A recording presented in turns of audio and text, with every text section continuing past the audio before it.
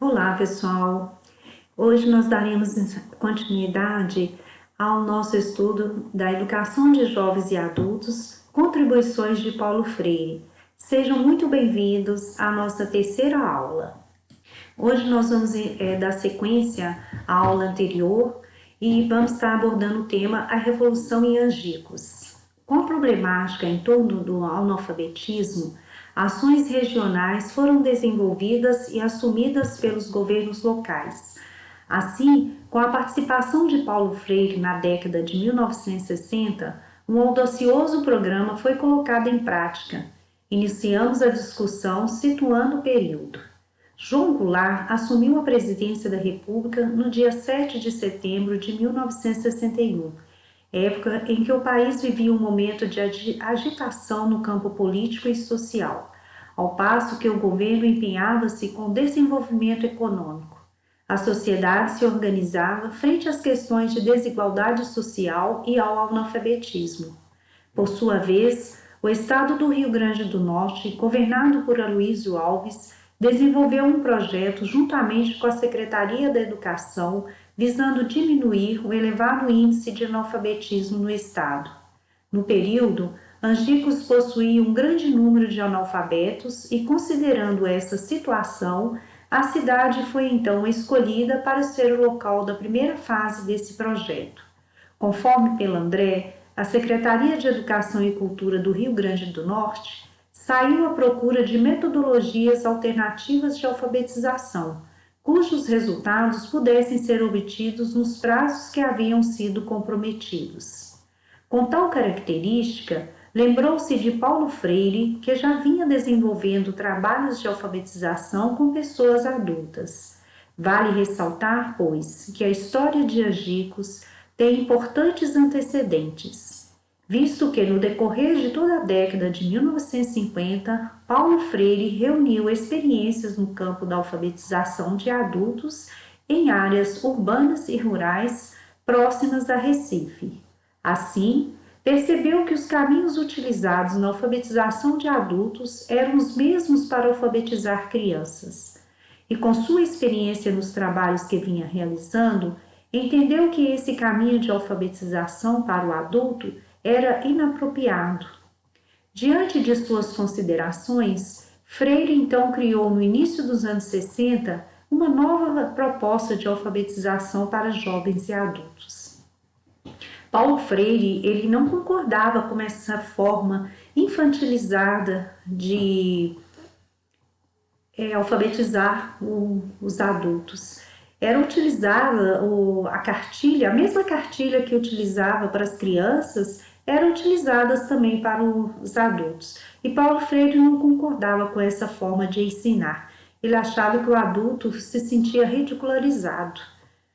Então, ele criou esse método, e foi colocando em prática nas redondezas de Recife, nas zonas rurais, nos centros urbanos, e percebeu-se que dava muito certo.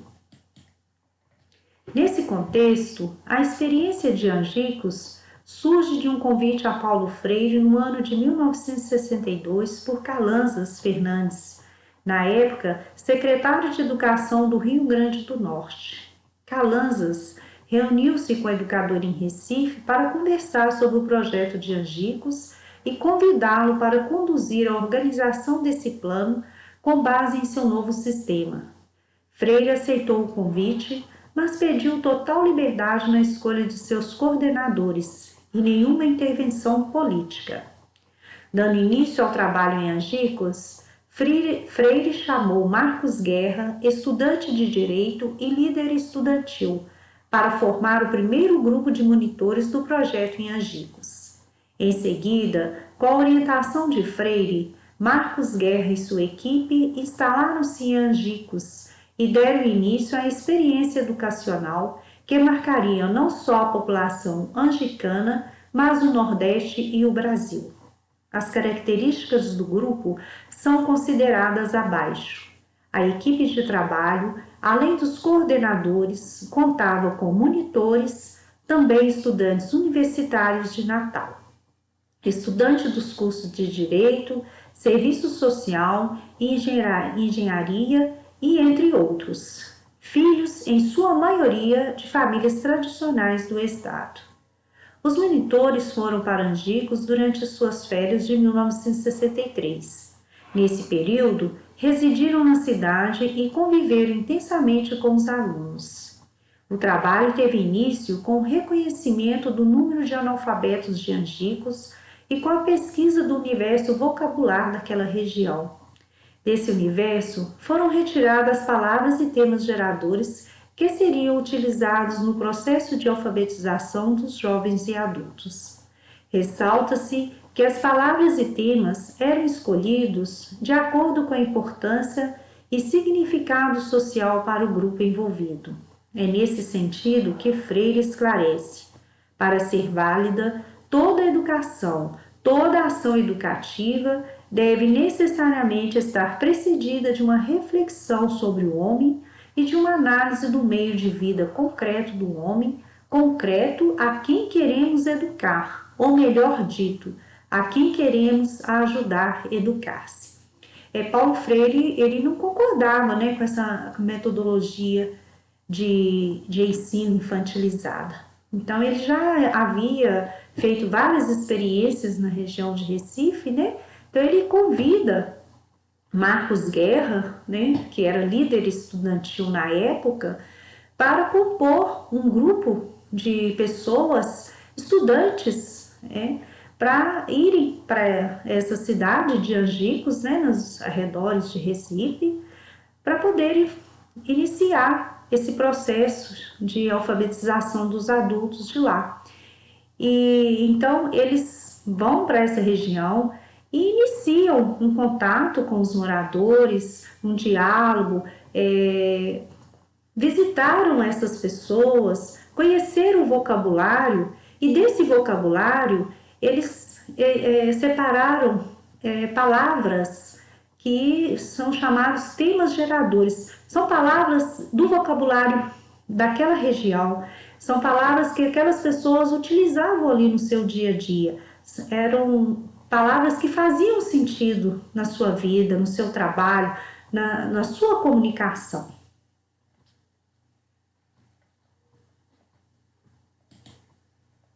A celebração de inauguração do projeto ocorreu no dia 18 de janeiro de 1963. Nela estavam presentes Paulo Freire e o governador do estado do Rio Grande do Norte, Aloysio Alves. Posteriormente, no dia 24 de janeiro, realizou-se a primeira aula dessa experiência, que tinha como propósito alfabetizar 300 trabalhadores em 40 horas. Freire pensou a alfabetização como um instrumento que tornasse compatível a realidade do trabalhador e o material que lhe era oferecido para a aprendizagem. Sob o mesmo ponto de vista, com base nas palavras que mais significavam à população angicana, utilizou na primeira aula de alfabetização a palavra geradora belota. De acordo com Pelandré, o segundo encontro direcionou-se na recapitulação das famílias silábicas trabalhadas até o momento, letra B, L e T, e resultando na leitura e formação de palavras de sílabas correspondentes. Então, eles pegaram essa palavra, essa primeira palavra que foi trabalhada. Eles pegaram essa primeira palavra, que tinha muito significado para aquelas pessoas, e trabalharam o grupo silábico, B, o L e o T. E na terceira aula, eles encaminharam, com base nessa palavra geradora, eles encaminharam para a recapitulação das famílias silábicas já trabalhadas até o momento, resultando na leitura e formação de palavras das sílabas correspondentes. Por sua vez, na quarta hora, a aula encaminhou-se com base na palavra geradora sapato. A palavra foi apresentada posteriormente ao debate da cena projetada. Um sapateiro em uma oficina trocando o solado de um sapato. Conforme a autora, a exibição da imagem provocou reflexão no trabalho. Ressaltamos que atividades similares a essa ocorriam nas demais aulas de alfabetização, pois cada palavra escolhida correspondia ao desenho simbólico de uma cena com determinada situação, que por meio de slides causava o debate entre os alunos. Essa população dessa cidade de Angicos eram pessoas que não tinham o hábito do cinema, então para eles, o que esse grupo de alfabetizadores fizeram? Eles formaram slides, né, que eram apresentados para esses alunos, né? Então eles ficavam encantados de verem aqueles slides grandes, né? Aquela projeção, né? E para eles fazia sentido aquilo que aparecia ali naquela projeção. Se eles iam trabalhar a palavra sapato, que fazia sentido para eles, eles viam a imagem de um sapateiro consertando um sapato. Se eles iam trabalhar a palavra tijolo, era colocada para eles a imagem de um pedreiro fazendo a massa, montando a parede, né, com essa massa, com tijolo. Então, isso fazia sentido para eles, né? E dessa forma, eles tinham aquele entusiasmo, eles ficavam encantados, né, de ver aquelas cenas, né, e a partir daquilo ali, eles tinham muito interesse na aprendizagem. Então, os materiais eram preparados com base nas palavras geradoras e as aulas formadas por meio de situações-problema. O adulto se educava por meio da discussão de sua experiência de vida. As propostas de alfabetização de Paulo Freire não utilizavam a cartilha como material do processo educativo. O seu recurso principal eram os círculos de cultura, espaços onde se desenvolviam os debates que davam início ao processo de alfabetização e conscientização.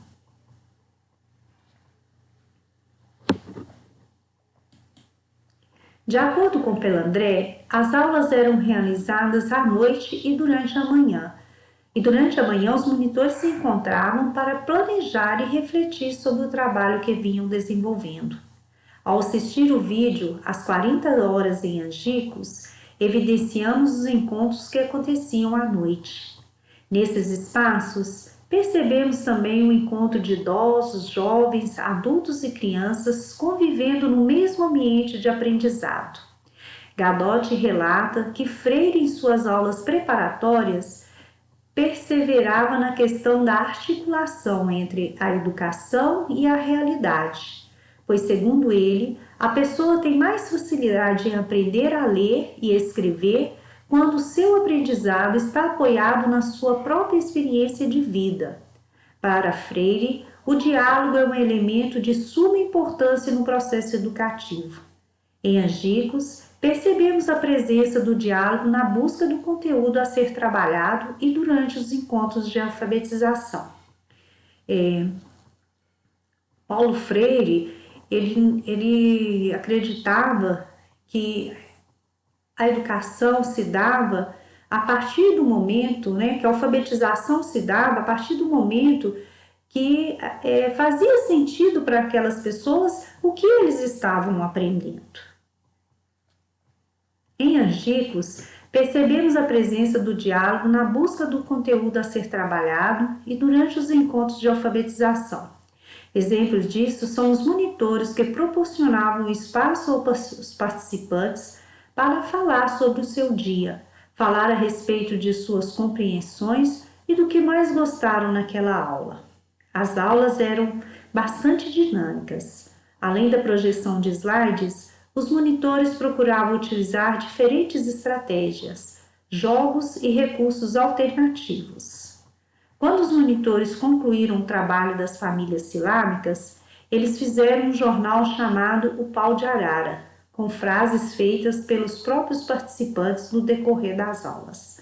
A penúltima aula realizou-se em torno de reflexões sobre tudo o que havia acontecido.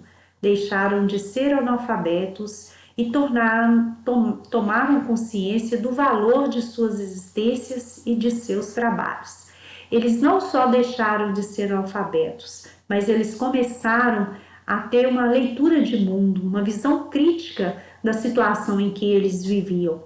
Isso despertou naquelas pessoas a necessidade de, às vezes, fazerem outras atividades. Muitas daquelas pessoas ali eram agricultores e eles tinham uma capacidade enorme. Então, a partir do momento que eles tiveram essa oportunidade de aprender a ler e escrever, muitos deles foram realizar outras atividades. Uns se tornaram comerciantes, outros começaram a trabalhar como pedreiros, outros começaram a trabalhar na parte da costura.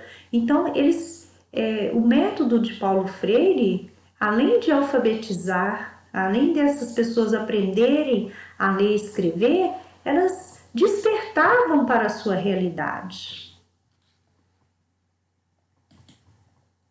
Ao final da experiência, a primeira turma concluiu o curso no dia 2 de abril de 1963, com a entrega de certificado aos trabalhadores que haviam se alfabetizado.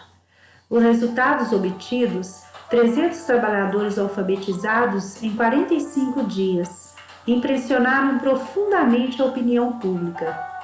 A cerimônia de entrega de certificados contou com a presença do presidente da República, João Goulart, e de vários governadores do Nordeste. Na ocasião, o presidente João Goulart recebeu cartas que os participantes do projeto lhe escreveram. Segundo Gadotti, as experiências de Angicos repercutiu de forma nacional e internacional. Encaminharam-se para Angicos representantes de vários jornais. Luiz Lobo registrou com filmagens os momentos em Angicos e o término da experiência e divulgou o filme As 40 Horas de Angicos, mostrando seu prestígio através de um método acessível, claro e eficaz. O sucesso dessa experiência de Angicos valeu ao professor Paulo Freire o convite para repensar a alfabetização de adultos no âmbito nacional. Por sua vez, o presidente João Goulart comprometeu-se com a ampliação dos programas de alfabetização de jovens e adultos e, em 1964, seu governo cria a Campanha Nacional de Alfabetização sob a coordenação de Paulo Freire. No entanto, a campanha não foi colocada em prática. As ideias foram abolidas pelo golpe militar, que considerou o método de Paulo Freire revolucionário. Em seguida, Freire passou por perseguições políticas e ficou preso por 70 dias na cadeia de Olinda. Nesse sentido, Gadotti relata uma passagem de Freire após a sua prisão. Na prisão, um dos oficiais responsáveis pelo quartel, sabendo que ele era professor, solicitou a Paulo Freire para alfabetizar alguns recrutas. Paulo explicou-lhe que foi exatamente porque queria alfabetizar que fora preso. Após a experiência durante o período militar, as pessoas tiveram muito medo, queimaram toda a documentação e evitavam falar sobre o assunto de Angicos. Nessa época em que houve o golpe militar, né? As pessoas ficaram com medo, porque Paulo Freire era considerado um revolucionário, né? Por ele mostrar para as pessoas que as condições que elas viviam poderiam ser melhoradas se elas tivessem atitudes de melhorar a situação em que eles viviam, ele era considerado um revolucionário, por isso ele foi preso. E as pessoas que tinham contato com ele também ficaram com muito medo. Então, esses alunos, ouvindo, né, que eles estavam, né, procurando por essas pessoas, a polícia mesmo, né, procurando por essas pessoas que tiveram contato, né, tiveram muito medo. Então, eles queimaram todo o material que eles tinham, né, daquelas aulas que eles, do curso que eles fizeram, né, com Paulo Freire. Eles queimaram tudo por medo, né. Para Gadotti, o programa de alfabetização de adultos marcou a história de Angicos e a vida daqueles que participaram. Certamente, O segredo do bom resultado da experiência em Angicos foi o progresso humano e a boa preparação dos coordenadores que estavam à frente dos trabalhos de alfabetização. Dessa forma, diante das considerações, percebemos que o projeto de Angicos foi uma experiência que deu certo. E assim como constatou Pelandré, o tempo foi curto, mas o convívio foi intenso. Percebemos no contexto investigado, através desse resgate histórico, que a educação de jovens e adultos passou por um processo de desenvolvimento e transformações. Foi permeada por movimentos e programas visando a erradicação do analfabetismo. Nesse percurso, evidenciamos também que o ensino para adultos muitas vezes era desenvolvido de forma infantilizada, ou seja, reutilizando o planejamento de outras faixas etárias, entrando assim em contradição com as propostas de Paulo Freire, ao negar as experiências de vida dos adultos educandos na ação educativa. A concepção pedagógica de Paulo Freire.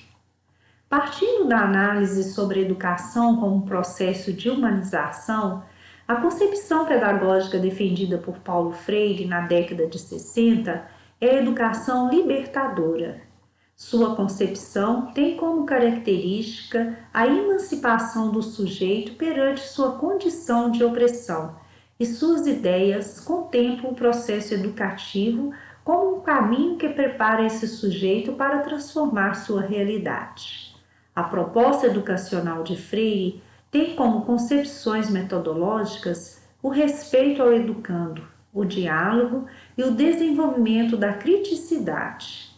Mas sua pedagogia fundamenta-se sobre dois princípios essenciais: a politicidade e a dialogicidade. A ideia inicial do pensamento de Freire compreende uma educação que não é neutra, pois a mesma, quando vista sobre as dimensões da ação e da reflexão de certa existência, pressupõe a atuação do homem sobre essa realidade. O princípio da politicidade nas ideias de Freire concebe a educação como problematizadora, que, mediada pelo diálogo, busca a transformação através do pensamento crítico.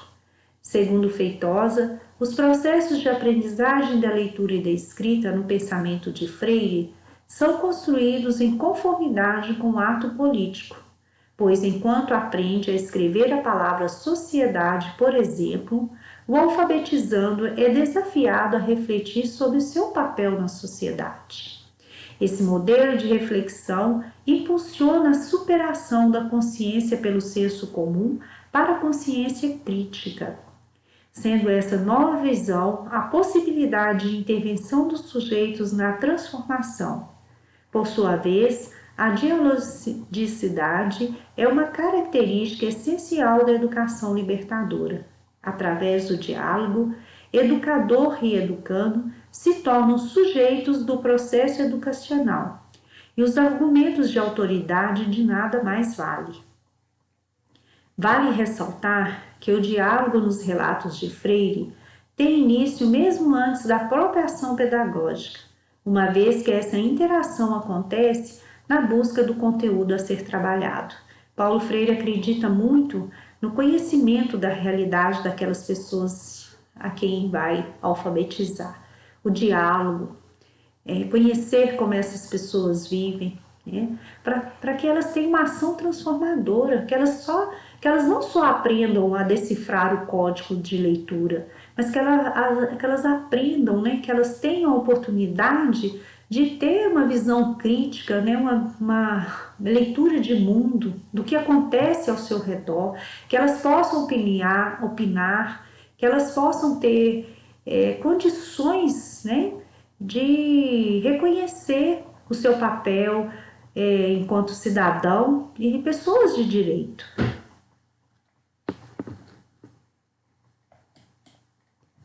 Falar sobre algo completamente distante da experiência do educando é uma das inquietações críticas de Paulo Freire.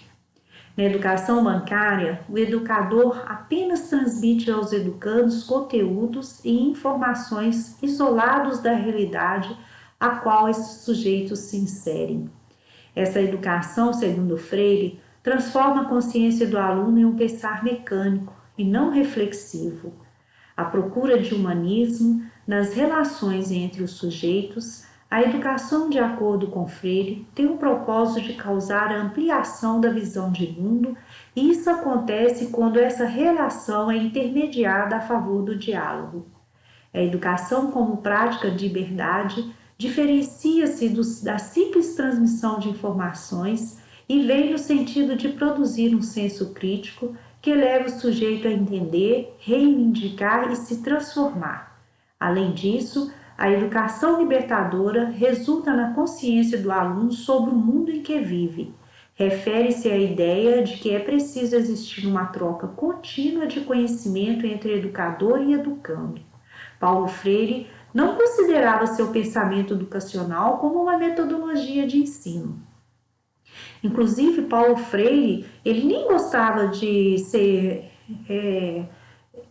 que a forma dele ensinar fosse chamada de método, né? Ele entendia que método era uma coisa engessada, né? Que ia dar certo para todos, né? Vou ensinar dessa forma aqui que vai dar certo, né? E ele não. Ele sabe que a forma de aprender de cada um, ela é individual, né? Eu não posso ensinar da mesma forma que eu ensino para um grupo, vai dar certo eu ensinar daquela mesma forma para um outro grupo. Então ele entendia e ele nem gostava de que isso fosse chamado de método. Em entrevista concedida pelo André, ele declara sobre esse assunto: eu preferia dizer que não tenho método. O que eu tinha quando muito jovem, há 30 ou 40 anos, não importa o tempo, era a curiosidade de um lado e o compromisso político do outro, em face dos renegados, dos negados, dos proibidos de ler a palavra, relendo o mundo. O que eu tentei fazer e continuo fazendo hoje foi uma compreensão que eu chamaria de crítica ou de dialética da prática educativa, dentro da qual, necessariamente, há uma certa metodologia, um certo método, que eu prefiro dizer que é o método de conhecer e não o método de ensinar. Em relação ao método, Freire entendia se tratar de uma teoria do conhecimento do que uma metodologia de ensino. Com efeito, entendemos conforme Feitosa que a identificação dessas ideias em expressões de método ou sistema resulta pelo fato da mesma envolver uma sequência de 3 momentos ligados entre si.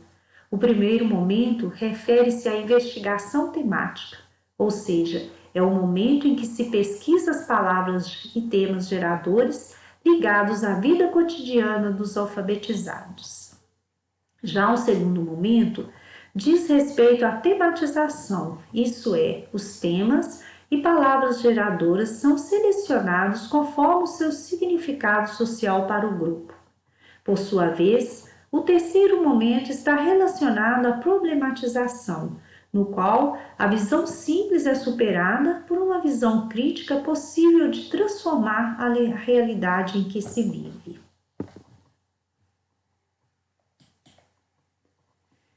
Como resultado de suas ideias, em seu livro Conscientização, Teoria e Prática da Libertação, o autor Paulo Freire apresenta a aplicação prática de sua proposta em 5 fases expostas a seguir. Primeira fase: a descoberta do universo vocabular dos educandos com os quais se trabalhará. Essa fase é um momento importante de pesquisa e reconhecimento do grupo. Segunda fase: seleção de palavras dentro do universo vocabular pesquisado. Essa escolha deve ser feita, segundo Freire, sobre os critérios da riqueza fonética, das dificuldades fonéticas, colocando-se na ordem de dificuldades crescentes e do conteúdo prático da palavra, buscando o maior comprometimento possível da palavra com a realidade de fato. Terceira fase: criação de situações existenciais próprias do grupo a trabalhar. São situações desafiadoras, problematizadoras e cheias de elementos que serão decodificados pelo grupo com a intervenção do educador. São situações locais que abrem perspectivas para a análise de problemas nacionais e regionais. Quarta fase. Pressupõe a elaboração de fichas que ajudem os educandos no desenvolvimento do seu trabalho. São fichas que deverão apenas dar apoio, sem uma regra rígida a cumprir. E por último, a quinta fase consiste na elaboração de fichas com a decomposição das famílias fonéticas condizente às palavras geradoras. O material pode ser preparado na forma de cartazes ou slides. Com efeito, percebemos a proposta de Freire no uso da metodologia de alfabetização para jovens e adultos como algo diferente e inovador, pois até o momento a alfabetização para adultos caracterizava em simples adaptações da cartilha para crianças.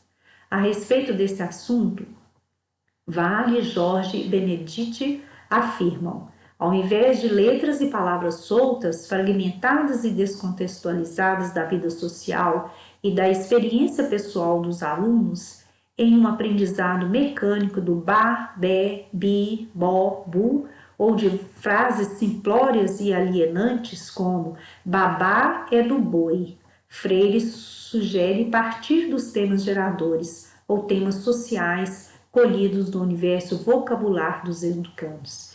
É dessa forma que ele entende que o adulto deve ser alfabetizado, não só decodificar o código da escrita, mas ter uma visão crítica da realidade em que vive.